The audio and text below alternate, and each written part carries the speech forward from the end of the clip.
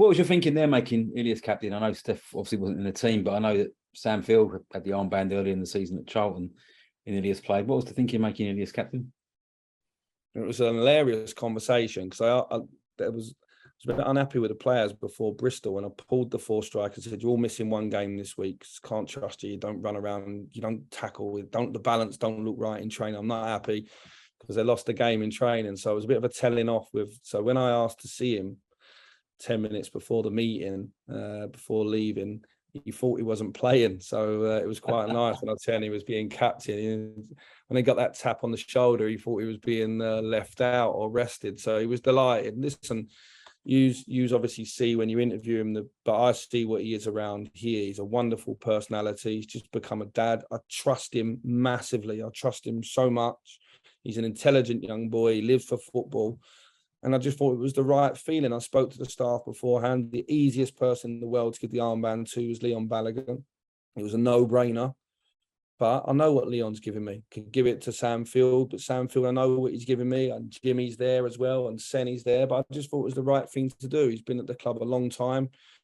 We're trying to show the young players in the academy as well. They can go on and make a big impact at this club in and around the first team. And I said to him, it wasn't a token gesture. I actually believe in him. He has got leadership qualities. You know, when we're under pressure, he goes and gets the ball, doesn't he? He makes things happen. And his personality around the training ground every day is fantastic. So there's a big thing about British coaches. We tend to give it to centre-backs or centre midfielders and hairy chest. It's not such a big thing around the world. You know, number 10s can be captain, and there's no reason why he can't be longer term if... and it's certainly a good start winning away at Sheffield United.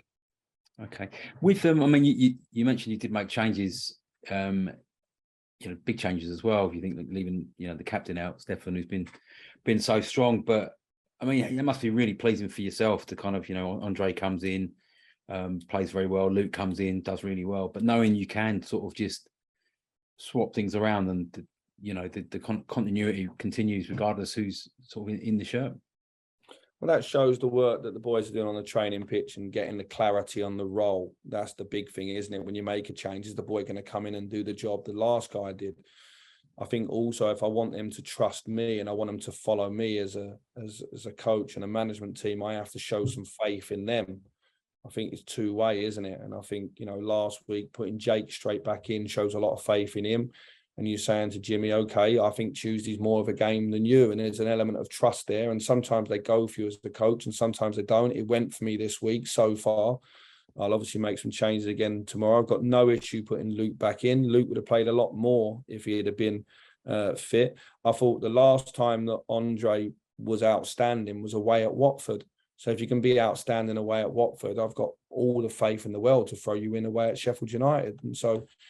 he can rightfully knock on my door now and say, look, Mick, I started away at Watford and away at Sheffield United and we won both. So I need to be in your main starting three in midfield. And I've got that lovely dilemma now at centre-back because Rob Dickey trained ever so well this morning. So I've got that dilemma now in another area of the team. And I'd much rather have it than not, especially on 3-game weeks. Okay. And finally, just one more from me. Just about Sam Field as well. I know start of the season you said you were kind of keen to pay him a bit more advanced and develop that side of his game, but he's sort of now playing more of the kind of the holding sort of defensive midfielder, but he's been outstanding the last sort of couple of weeks. Is he a player? I know when he took the job, you knew all about Chris and Ilias, but did you know much about Sam as a player? Not really, no. Only having watched the games back, and it coincided a little bit with the team not doing as well last year when he came in. He played a lot of these games in the second half of the season. I think he was unfortunate. It was no fault of his own, really. And he is a deep thinker, Sam. No, I've been delighted to work with him. And giving him the captaincy in that game early at the season at Charlton at the time, he was really emerging as someone that I felt could help me ingrain my style. I still think he's flexible. At times he'll play in the midfield too, like he did in the second half the other night. Sometimes he'll play as a left 8 as well. I think I've taken some things from his game away from him, making him play as a number 6, and in other parts of his game stand out more in that position. And I want him to be flexible. I want him to have options, not just for QPR, but also for Sam. I want him to know that You know, if he goes and becomes the left 8, he can get in the box. You know, he's over 6 foot. He can get in the box and he can win headers and go and score goals, arriving late. He can go and get shots off from distance. And if he's playing a number 6, he puts a different hat on. I need him to know that he can do both them roles. I want to add to his game.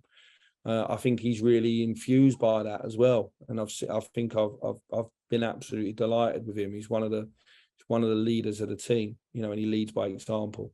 Extremely challenging. I've been used to it in the time, obviously, at Glasgow Rangers, where we played 60 plus games in the season.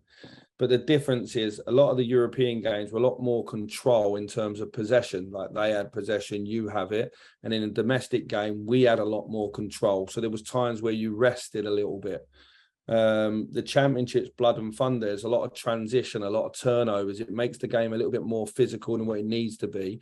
And at the moment, we haven't got that control that I would really like in terms of dominance and possession that would take a little bit out of their legs. So this week, I've tried to be a little bit smarter with my decisions in terms of rotating the playing staff. It was a big decision on Saturday to leave out Jimmy Dunn, for example. It was a big decision in midweek to bring him back in and to take Tim and Stefan out of the team as well. And then the moment Chrissy had the situation, I had to bring Ilias and Tyler off if I wanted them available for Friday, because my options for Friday were reduced. So you'd really like to play the game that you're playing and not think too far ahead. But I suppose that's why you build the squad. And I've got to show trust in the players that want opportunities. I have to. Otherwise, if I try to use the same 11 players, you know, for 46 games, we know that's impossible. So if you're in the building, and you're employed by QPR, then I've got to show faith in you at some stage.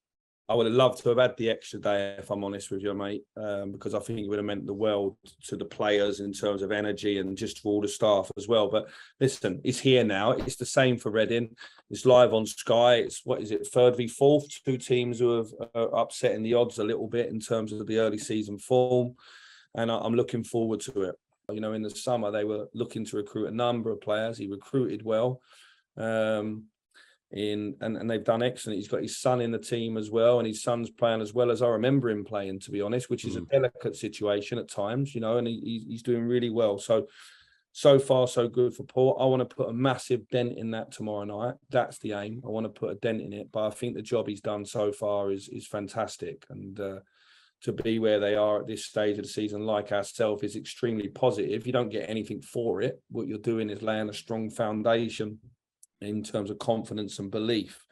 As I say, we need to put a dent in it tomorrow. Nothing more, nothing less than 3 points is going to send me into the weekend in a good place, because as much as the 6 points this week we've already got, it was really difficult to get them. It wasn't easy. We had to work really hard to get them. And I want to underline it with a home win now. A draw's not good enough for me tomorrow.